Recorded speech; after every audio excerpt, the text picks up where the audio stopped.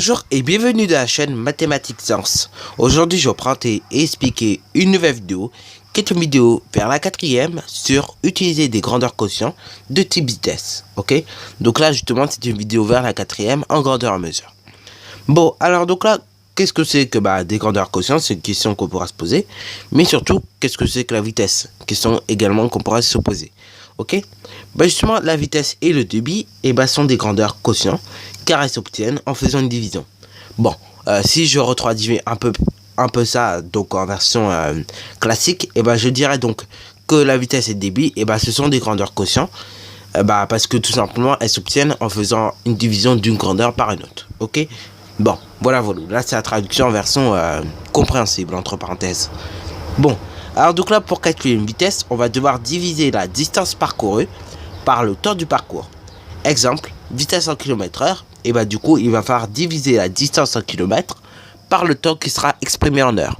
Pour la vitesse, tout simplement en mètres par seconde, on va diviser le temps exprimé en mètres, on va diviser la distance exprimée en mètres par le temps en secondes, ok. Et donc pour km/h c'est pareil, hein, sauf que on inverse juste les unités, donc la distance en kilomètres et le temps en heures. Pour le débit moyen, ok, il va falloir diviser le volume par la durée, ok. Par exemple, un débit en mètres cubes par heure, du coup, il faut diviser le volume en mètres cubes par le temps en heure.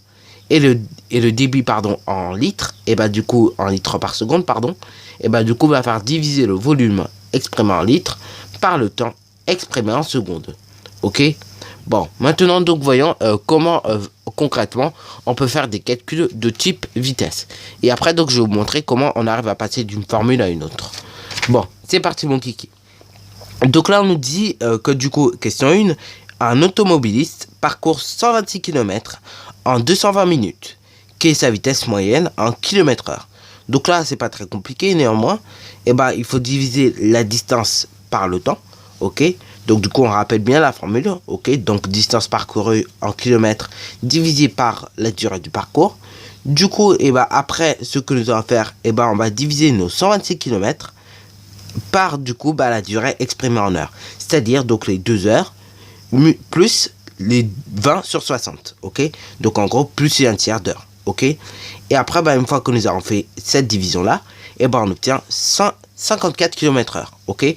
Bon, pourquoi on en a arrivé jusqu'à 20 sur 60?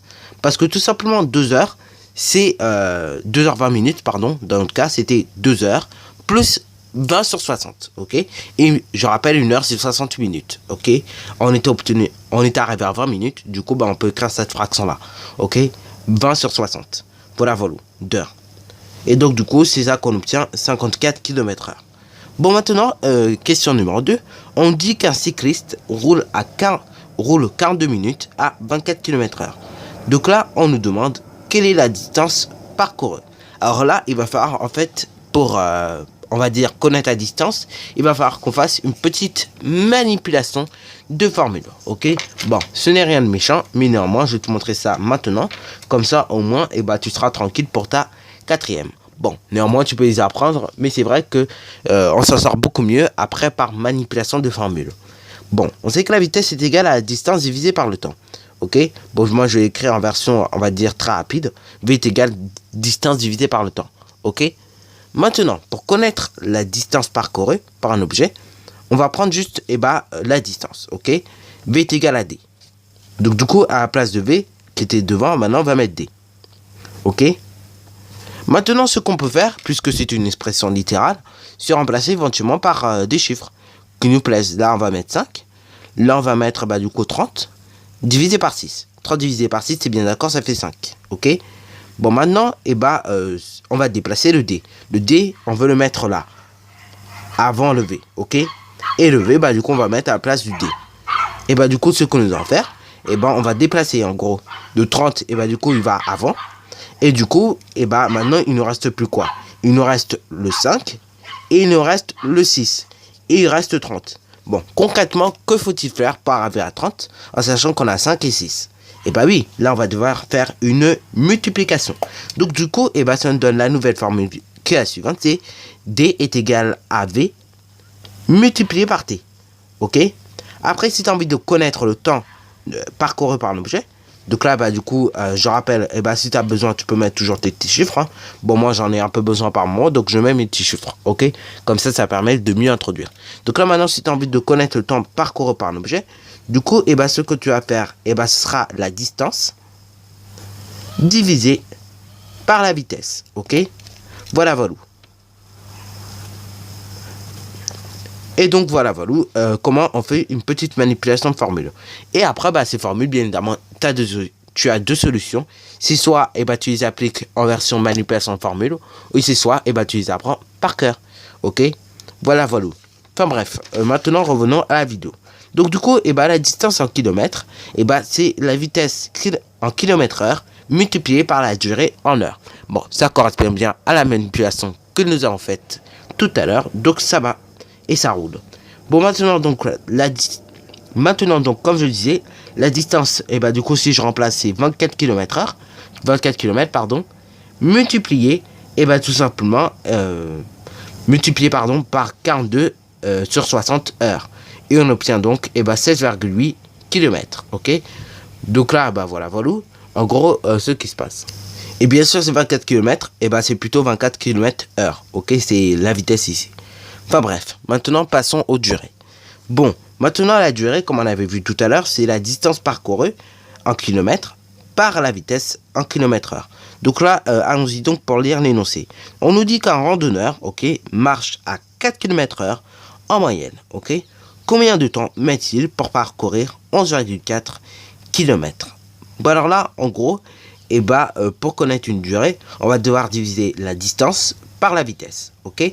Là, en l'occurrence, c'est des kilomètres. Du coup, va falloir diviser avec des kilomètres/heure. Ok? Donc là, du coup, on remplace après une fois avoir rappelé la formule. Et donc là, du coup, ça donne quoi? 11,4 km. Ok? Donc là, c'est la distance que j'ai prise de l'énoncé. Divisé, tout simplement par par le temps. Ok? Enfin, pardon, par la vitesse. Ok? Qui est 4 km/h. Là, encore une fois, j'ai pris mon énoncé. Et donc, une fois que je fais ça, on obtient 2,85 heures. Ok? 2,85 heures, c'est 2 heures plus 85 heures à nouveau.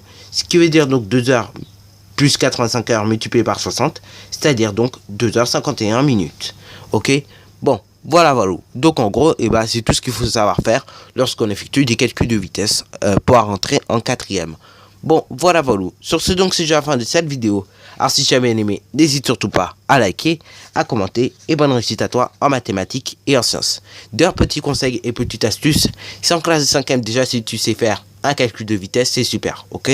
Après, en quatrième, ce que je viens de te dire sur la distance est égale à la vitesse multipliée par le temps, et le temps est égal à la distance divisée par la vitesse, ok? Et là, du coup, ça, on le reverra en quatrième. Mais déjà, si tu sais calculer une vitesse, c'est déjà parfait, ok? Sur ce, donc, c'est déjà la fin de cette vidéo.